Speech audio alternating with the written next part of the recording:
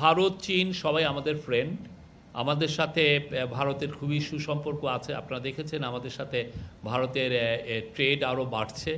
আমরা আমাদের মাননীয় চিফ অ্যাডভাইজার বলেছেন যে আমরা ভারতের সাথে বেস্ট অফ রিলেশনশিপ চাই, কেননা আমাদের সাথে আমাদের পুরো 3/4 বর্ডার হচ্ছে ইন্ডিয়ার সাথে। আমরা তাদের সাথে ভালো সম্পর্ক চাই। আমরা তাদের সাথে আরও আমাদের ইকোনমিক কোঅপারেশন বাড়াতে চাই।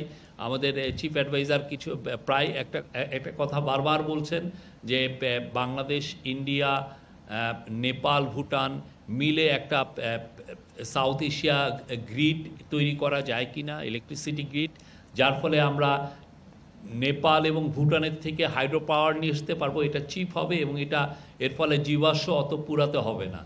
তো এটা অনেক রিনিউয়েবল এনার্জি হিসেবে আপনি জানেন যে হাইড্রো পাওয়ার হচ্ছে সবচেয়ে ক্লিনেস্ট পাওয়ার।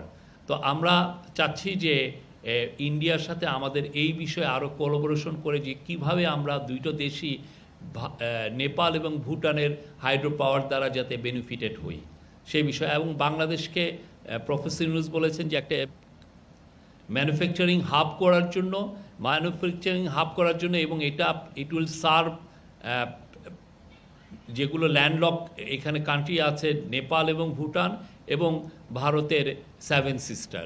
তা আমরা সবাইকে চিটাগাং পোর্ট কে সেভাবে গড়ে তোলা হবে যাতে এই পুরো রিজনের এই প্রত্যেকটা ল্যান্ডলক রিজনকেই যাতে সার্ভ করতে পারে।